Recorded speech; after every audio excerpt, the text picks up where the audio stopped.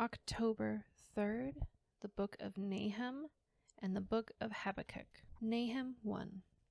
A prophecy concerning Nineveh, the book of the vision of Nahum the Elkoshite. The Lord is a jealous and avenging God. The Lord takes vengeance and is filled with wrath. The Lord takes vengeance on his foes and vents his wrath against his enemies. The Lord is slow to anger, but great in power. The Lord will not leave the guilty unpunished. His way is in the whirlwind and the storm, and clouds are the dust of his feet. He rebukes the sea and dries it up.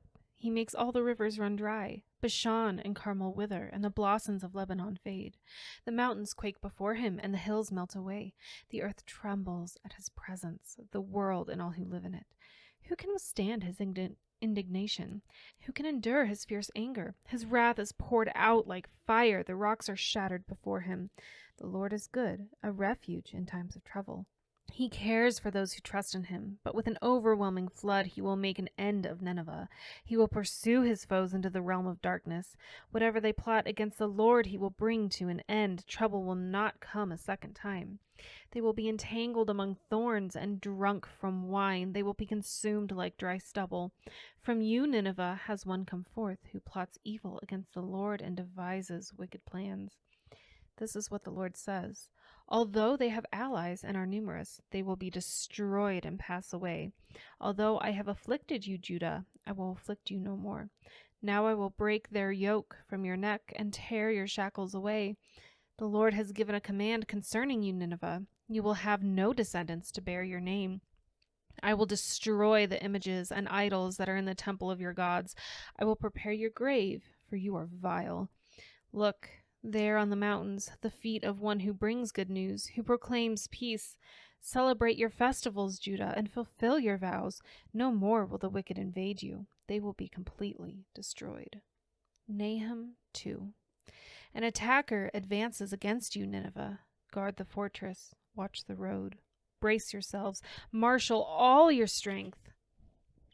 The Lord will restore the splendor of Jacob like the splendor of Israel, though destroyers have laid them waste and have ruined their vines. The shields of the soldiers are red. The warriors are clad in scarlet. The metal on the chariots flashes on the day, and they are made ready. The spears of juniper are brandished.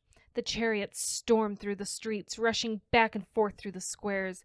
They look like flaming torches. They dart about like lightning. Nineveh summons her picked troops, yet they stumble on their way. They dash to the city wall. The protective shield is put in place. The river gates are thrown open, and the palace collapses. It is decreed that Nineveh be exiled and carried away. Her female slaves moan like doves and beat on their breasts. Nineveh is like a pool whose water is drained away. Stop! Stop! They cry, but no one turns back. Plunder the silver, plunder the gold. The supply is endless, the wealth from all its treasures. She is pillaged, plundered, stripped. Hearts melt, knees give way, bodies tremble, every face grows pale. Where now is the lion's den, the place where they fed their young, where the lion and lioness went, and the cubs with nothing to fear? The lion killed enough for his cubs, and strangled the prey for his mate, filling his lairs with the kill and his dens with the prey. I am against you, declares the Lord Almighty. I will burn up your chariots in smoke, and the sword will devour your young lions. I will leave you no prey on the earth. The voices of your messengers will no longer be heard. Nahum 3. Woe to the city of blood, full of lies, full of plunder, never without victims. The crack of whips, the clatter of wheels, galloping horses and jolting chariots, charging cavalry, flashing swords and glittering spears. Many casualties, piles of dead, bodies without number. People stumble over the corpses, all because of the wanton lust of a prostitute, alluring the mistress of sorceries, who enslaved nations by her prostitution and peoples by her witchcraft. I am against you, declares the Lord Almighty. I will lift your skirts over your face. I will show the nations your nakedness and the kingdoms your shame. I will pelt you with filth. I will treat you with contempt and make you a spectacle. All who see you will flee from you and say, Nineveh is in ruins. Who will mourn for her? Where can I find anyone to comfort you? Are you better than Thebes, situated on the Nile, with water around her? The river was her defense, the waters her wall. Cush in Egypt were her boundless strength. Put and Libya were among her allies, yet she was taken captive and went into exile. Her infants were dashed to pieces at every street corner. Lots were cast for her nobles, and all her great men were put in chains. You too will become drunk. You will go into hiding and seek refuge from the enemy. All your fortresses are like fig trees and their first ripe fruit.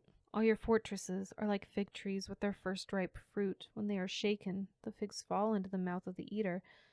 Look at your troops. They are all weaklings. The gates of your lands are wide open to your enemies. Fire has consumed the bars of your gates. Draw water for the siege. Strengthen your defenses. Work the clay, tread the mortar, repair the brickwork. There the fire will consume you. The sword will cut you down. They will devour you like a swarm of locusts. Multiply like grasshoppers. Multiply like locusts. You have increased the number of your merchants till they are more numerous than the stars in the sky. But like locusts, they strip the land and then fly away. Your guards are like locusts. Your officials like swarms of locusts that settle in the walls on a cold day. But when the sun appears, they fly away, and no one knows where. King of Assyria, your shepherds slumber. Your nobles lie down to rest. Your people are scattered on the mountains with no one to gather them. Nothing can heal you. Your wound is fatal. All who hear the news about you clap their hands at your fall, for who has not felt your endless cruelty? The Book of Habakkuk. Habakkuk 1. The prophecy that Habakkuk the prophet received. How long, Lord, must I call for help, but you do not listen, or cry out to you, violence, but you do not save? Why do you make me look at injustice? Why do you tolerate wrongdoing? Destruction and violence are before me. There is strife and conflict abounds. Therefore the law is paralyzed, and justice never prevails. The wicked hem in the righteous, so that justice is perverted. Look at the nations and watch and be utterly amazed, for I am going to do something in your days that you would not believe, even if you were told. I am raising up the Babylonians, that ruthless and impetuous people who sweep across the whole earth to seize dwellings not their own. They are a feared and dreaded people. They are a law to themselves and promote their own honor. Their horses are swifter than leopards, fiercer than wolves at dusk. Their cavalry gallops headlong. Their horsemen come from afar.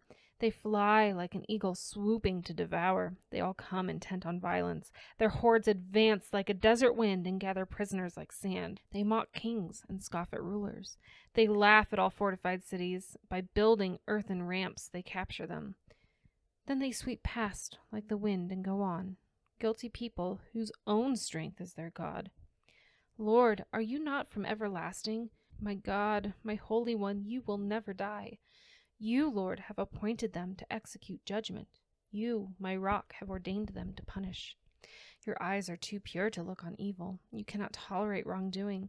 Why then do you tolerate the treacherous? Why are you silent while the wicked swallow up those more righteous than themselves? You have made people like the fish in the sea, like the sea creatures that have no ruler. The wicked foe pulls all of them up with hooks. He catches them in his net. He gathers them up in his dragnet, and so he rejoices and is glad. Therefore he sacrifices to his net and burns incense to his dragnet. For by his net he lives in luxury and enjoys the choicest food. Is he to keep on emptying his net, destroying nations without mercy? Habakkuk 2. I will stand at my watch and station myself on the ramparts. I will look to see what he will say to me, and what answer I am to give this complaint. Then the Lord replied, Write down the revelation and make it plain on tablets so that a herald may run with it. For the revelation awaits an appointed time. It speaks of the end and will not prove false. Though it linger, wait for it. It will certainly come and will not delay. See, the enemy is puffed up. His desires are not upright, but the righteous person will live by his faithfulness. Indeed, wine betrays him. He is arrogant and never at rest, because he is as greedy as the grave, and like death is never satisfied. He gathers to himself all the nations and takes captive all the peoples. Will not all of them taunt him with ridicule and scorn, saying, Woe to him who piles up stolen goods and makes himself wealthy by extortion. How long must this go on? Will not your creditors suddenly arise? Will they not wake up and make you tremble? then you will become their prey. Because you have plundered many nations, the peoples who are left will plunder you, for you have shed human blood. You have destroyed lands and cities and everyone in them. Woe to him who builds his house by unjust gain, setting his net on high to escape the clutches of ruin. You have plotted the ruin of many peoples, shaming your own house and forfeiting your life. The stones of the wall will cry out, and the beams of the woodwork will echo it. Woe to him who builds a city with bloodshed and establishes a town by injustice. Has not the Lord Almighty determined that the people's labor is only fuel for the fire, that the nations exhaust themselves for nothing? For the earth will be filled with the knowledge of the glory of the Lord as the waters cover the sea. Woe to him who gives drink to his neighbors, pouring it from the wineskin till they are drunk, so that he can gaze on their naked bodies. You will be filled with shame instead of glory. Now it is your turn. Drink and let your nakedness be exposed. The cup from the Lord's right hand is coming around to you, and disgrace will cover your glory. The violence you have done to Lebanon will overwhelm you, and your destruction of animals will terrify you. For you have shed human blood. You have destroyed the lands and cities and everyone in them. Of what value is an idol carved by a craftsman, or an image that teaches lies? For one who makes it trusts in his own creation. He makes idols that cannot speak. Woe to him who says to wood, "Come to life," or to lifeless stone, "Wake up." Can it give guidance? It is covered with gold and silver. There is no breath in it. The Lord is in his holy temple. Let all the earth be silent before him. Habakkuk 3. A prayer of Habakkuk the prophet on Shigionoth. Lord, I have heard of your fame. I stand in awe of your deeds, Lord. Repeat them in our day. In our time, make them known. In wrath, remember mercy. God came from Teman, the Holy One from Mount Paran. His glory covered the heavens, and his praise filled the earth.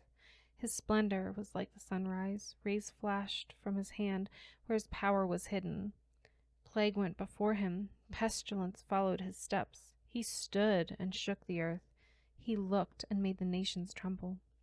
The ancient mountains crumbled, and the age-old hills collapsed, but he marches on forever.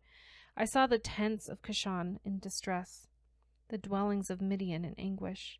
Were you angry with the rivers, Lord? Was your wrath against the streams? Did you rage against the sea when you rode your horses and your chariots to victory? You uncovered your bow. You called for many arrows. You split the earth with rivers. The mountains saw you and writhed. Torrents of water swept by. The deep roared and lifted its waves on high. Sun and moon stood still in the heavens at the glint of your flying arrows, at the lightning of your flashing spear. In wrath you strode through the earth, and in anger you threshed the nations. You came out to deliver your people, to save your anointed one. You crushed the leader of the land of wickedness. You stripped him from head to foot. With his own spear you pierced his head when his warriors stormed out to scatter us, gloating as though to devour the wretched who were in hiding. You trampled the sea with your horses, churning the great waters. I heard, and my heart pounded. My lips quivered at the sound. Decay crept into my bones, and my legs trembled. Yet I will wait patiently for the day of calamity to come on the nation invading us. Though the fig tree does not bud, and there are no grapes on the vines, though the olive crop fails, and the fields produce no food, though there are no sheep in the pen, and no cattle in the stalls, yet I will rejoice in the Lord. I will be joyful in God my Savior. The sovereign Lord is my strength. He makes my feet like the feet of a deer. He enables me to tread on the heights. For the director of music on my stringed instruments.